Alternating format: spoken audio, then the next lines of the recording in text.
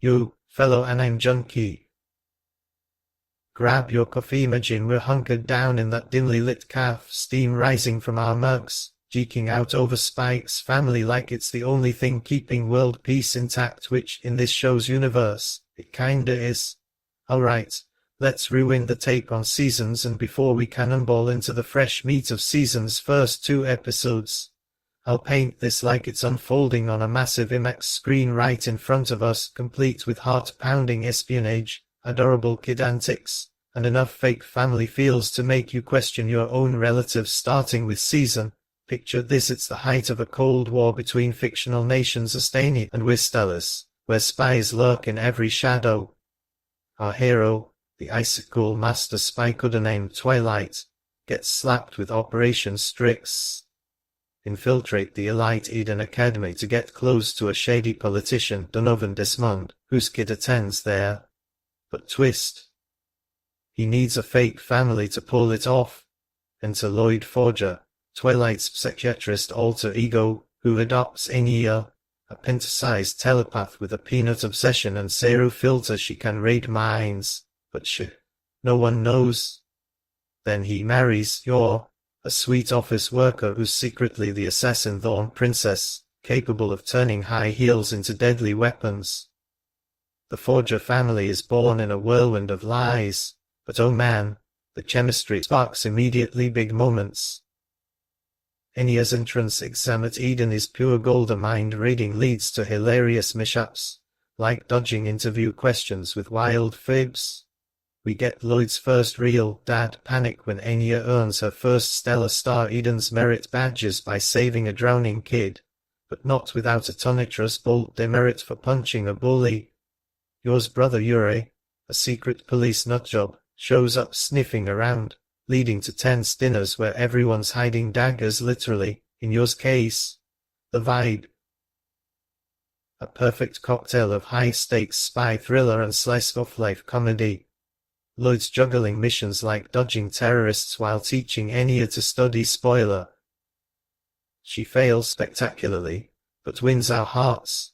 By the end of the episodes, the family's bonding for real. Enya gets a psychic dog named Bond who sees the future, and we're left hooked on their fragile, fake but feels real dynamic. It's like Mission Impossible meets The Incredibles, but with more awkward family photos. Fast forward to Season. The Forgers are deeper in the domestic trenches, but the espionage amps up. Lloyd's still grinding for Strix, pushing Enya toward friendship with Damien Desmond, Donovan's snobby son, for that Imperial Scholar status. Enya's school life is chaos. Field trips turn into survival games, and she bonds with Becky Blackbell, her rich buff who's obsessed with soap operas. Yor's assassin gigs get bloodier, but she nails the mom role, like baking disastrous cookies that somehow charm everyone. The crown jewel. The Cruise Adventure arc, where Yor boards the luxurious Princess loyally to protect a client, Olka Gretcher, from a horde of assassins. It's non-stop action. You're flipping across decks, slicing goons with her stilettos, all while Lloyd and Enya tag along, coincidentally, for a family vacation. Enya's telepathy saves the day multiple times, like sniffing out bombs, and Bond's visions add prophetic hilarity. Key characters shine. Fiona Frost, codename Nightfall, Lloyd's Essex colleague with a massive crush on him, pops in for jealous vibes. The season wraps with the family tighter than ever, facing mole hunts and school galas, but the overall vibe shifts to warmer, more emotional territory. We're talking episodes of escalating stakes, where the Cold War looms larger, but the heartwarming moments like Lloyd admitting kinda that he cares shit like emotional grenades. It's funnier, more adventurous, and leaves you craving that Desmond takedown now.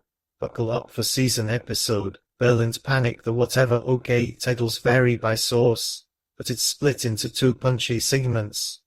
We kick off with the Forgers on a rare holiday outing to a sunny park in Berlin. Lloyd's in full perfect hubby-dad mode, packing picnics and scanning for threats like a paranoid eagle. Enya's stuffing her face with ice cream, Bond's chasing squirrels, and Yor's beaming like the ultimate wholesome mom. But bam! Enya's telepathy and Bond's foresight pick up on a stressed-out construction worker nearby, who's overworked and about to lose control of his massive excavator. Trees start flying, people scream, it's like a mecha rampage in a rom-com.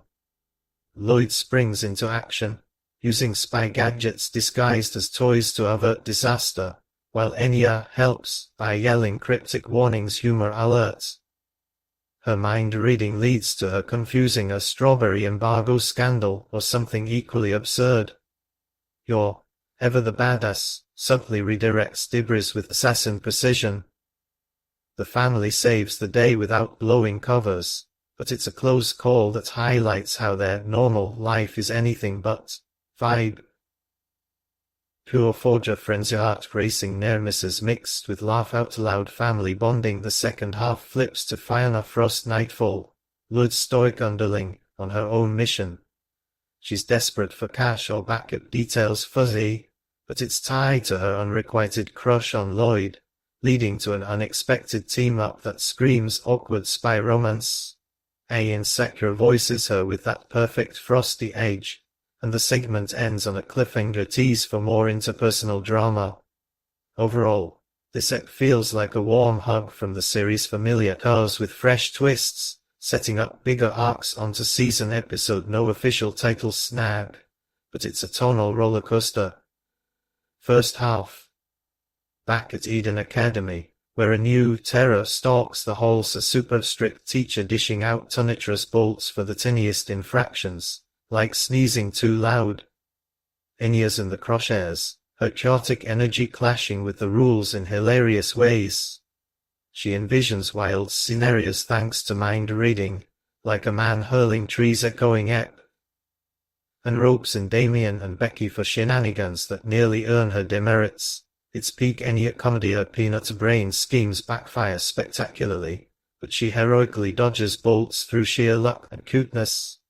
Lloyd frets from afar, your practices normal parenting, and the vibe is light, schoolyard fun with espionage undertones. Then, whoosh, major whiplash to Lloyd's backstory.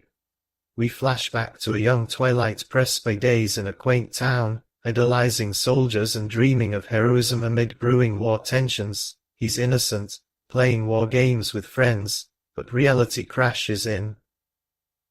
Bombings erupt. His world shatters. It's poignant, showing the futility of conflict and how it forged the stoic spy we know, ending on explosions around Kid Lloyd. Gut Punch City. The ep balances goofy hijinks with deep emotional layers, vibing like a spy drama with heart. Ooh, that's the narrative dump. Feels like we just binge-watched it together, right? The show's still nailing that blend of spy thrills, family fluff, and subtle world-building. Alright, let's nerd out on the visuals, because Spike's family style is like a polished diamond, sparkly, multifaceted, but not without a few natural flaws we can chuckle about.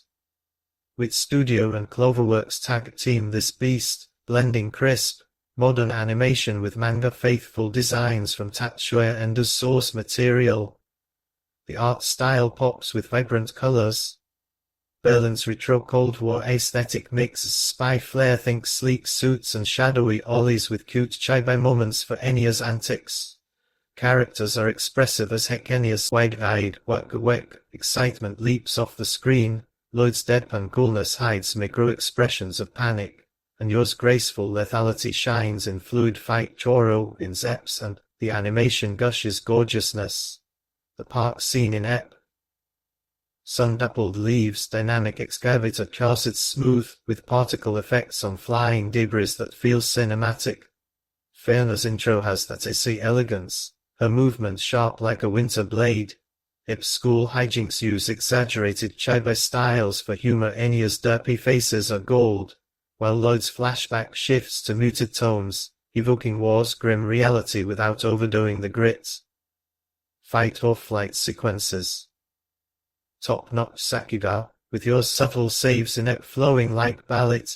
It's not as bombastic as Chainsaw Man, but that's the charm. Subtle, character-driven animation that serves the story. Gentle nudge. Some frames in Boozer crowd scenes feel a tad rough, like less detailed backgrounds during the park panic probably production crunch, but it doesn't derail the fun. And while the Chibe shifts are hilarious, they can jolt you out of immersion if you're craving consistent realism. Overall, though, it's a visual feast that evolves the manga's charm into animated magic. Props to the teams for keeping it fresh without straying from Ender's quirky lines, man. Wrapping this up feels like ending our cav chat too soon. Spy Family just nails that electric energy, blending spy intrigue with family heart in a way that's addictively rewatchable. Sans built this unbreakable Forger foundation, and Sopena doubles down with deeper character dives Lloyd's past. Oof, that hits the feels. I'm obsessed with Enya's unhinged cuteness. She's the chaotic glue holding it all together, turning potential disasters into comedy gold. The humor's sharp but kind, like poking fun at Lloyd's overplanning without making him a joke. Criticus. Pacing can meander in slice-of-life bits, but it's forgivable when the payoffs like that cruise arc explode. Overall feels warm fuzzies mixed with edge-of-seat tension. It's therapy for the soul in anime form. Crossing fingers